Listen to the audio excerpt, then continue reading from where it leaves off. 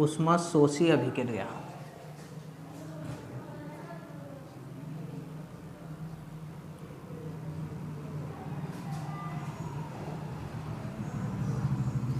ऊष्माशोषी अभिक्रिया, देखिए ऊष्माशोषी अभिक्रिया क्या होती है, इसके नाम में ही हमें पता चल रहा है ऊष्माशोषी।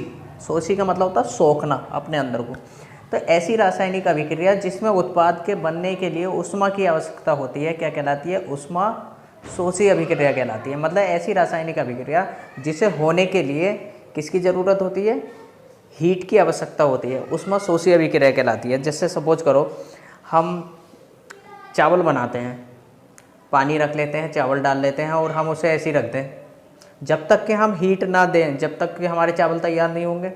तो जिस रिएक्शन को होने के लिए हीट की आवश्यकता होती है क्या कहलाती है, ऊष्माशोषी अभिक्रिया कहलाती है। समझ गए? ऐसी रासायनिक अभिक्रिया जिसमें उत्पाद के बनने के लिए ऊष्मा की आवश्यकता होती है ऊष्माशोषी अभिक्रिया कहलाती है। उदाहरण क्या है इसका, एग्जाम्पल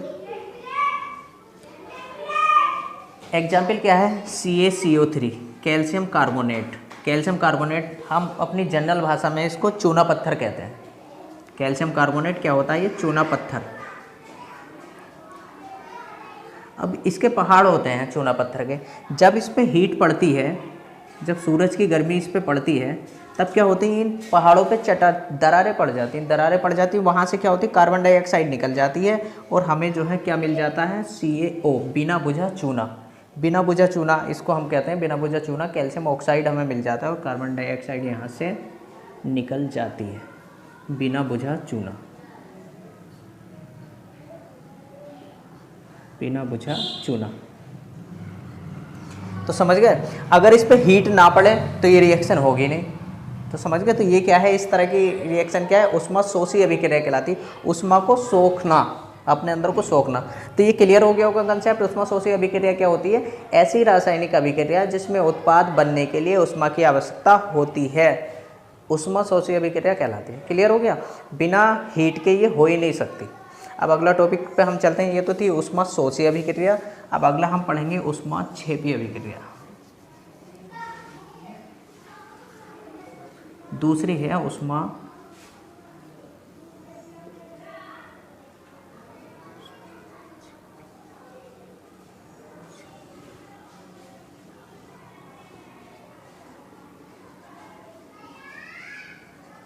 देखिए ऊष्माक्षेपी अभिक्रिया क्या होती है, एक्सोथर्मिक रिएक्शन कहते हैं और उसे कहते हैं एंडोथर्मिक। ऊष्माक्षेपी क्या होती है, नाम में ही पता चल रहा, छेप का मतलब निकलना। ऐसी रासायनिक अभिक्रिया जिसमें हम हीट देना बल्कि उसमें उल्टी हीट निकले तो क्या कहलाती है, ऊष्माक्षेपी अभिक्रिया कहलाती है। जैसे ऊष्माक्षेपी, कोई सी ऐसी रिएक्शन आप बता सकते हैं जिसमें जो है ऊष्मा हमें देनी ना पड़े, हीट देनी ना पड़े, उल्टी हीट निकलती हो, है क्या है, बिना बुझा चूना। वो क्या है, बिना बुझा चूना। जब हम मार्केट से लाते हैं कैल्शियम ऑक्साइड, बिना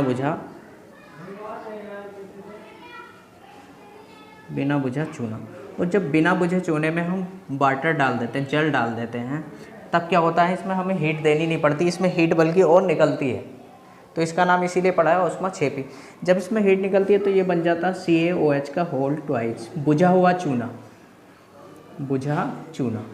ये बुझा बन जाता है, बुझा चूना बन जाता है कैल्शियम हाइड्रोक्साइड, और प्लस इसमें हीट निकलती है, ऊष्मा निकलती है।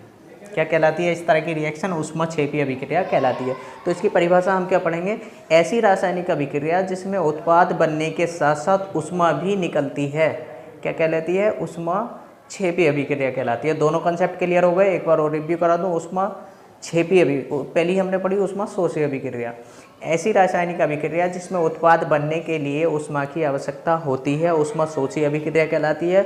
और ऐसी रासायनिक अभिक्रिया जिसमें उत्पाद बनने के साथ साथ उल्टा ऊष्मा निकलती है, क्या कहलाती है, ऊष्माक्षेपी अभिक्रिया कहलाती है। देखो नाम में है ऊष्माशोषी सोखना, ऊष्माक्षेपी निकलना, तो नाम से ही तुम्हें याद हो जाएगा। बस खाली जो है 2 रिएक्शन आपको याद करनी है और बहुत ही इंपॉर्टेंट टॉपिक है 10th के स्टूडेंट्स के लिए। Thank you very